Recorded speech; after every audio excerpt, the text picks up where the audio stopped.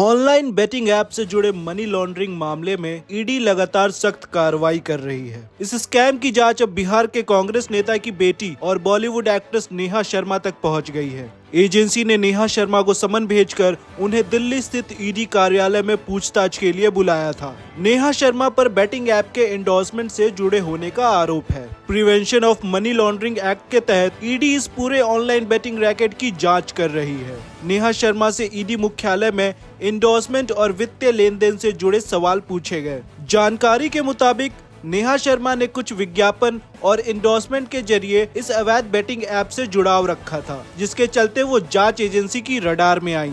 ये पहला मामला नहीं जब इस केस में किसी नामी हस्ती से पूछताछ हुई है। इससे पहले एक्ट्रेस उर्वशी रौतेला और एक्टर सोनू सूद से भी पूछताछ की जा चुकी है। क्रिकेट की दुनिया से भी कई बड़े नाम इस जांच के दायरे में आए हैं। शिखर धवन, सुरेश रैना और युवराज सिंह सहित कई नामी हस्तियों को भी समन भेजा गया था। जांच के दौरान ईडी ने कुछ मामलों में 11 करोड़ 14 लाख रुपए से अधिक की संपत्ति को अटैच भी किया है। ईडी अब ये पता लगा रही है कि इन सेलिब्रिटीज ने एंडोर्समेंट के एवज में कितना पैसा लिया और क्या उन्हें अवैध गतिविधियों की जानकारी थी। ये सिर्फ विज्ञापन का नहीं बल्कि मनी लॉन्ड्रिंग का एक संगठित नेटवर्क है। ईडी जांच का मकसद भारत में अवैध रूप से चल रहे बेटिंग प्लेटफॉर्म्स के वित्तीय रूट और फंडिंग सोर्स को पूरी तरह से खत्म करना है। सेलिब्रिटीज के अकाउंट की जांच से लेन देन की कई परतें खुलने की उम्मीद है। बेटिंग ऐप्स के प्रमोशन से जुड़े हाई प्रोफाइल लोगों पर ईडी की ये कार्रवाई दिखाती है कि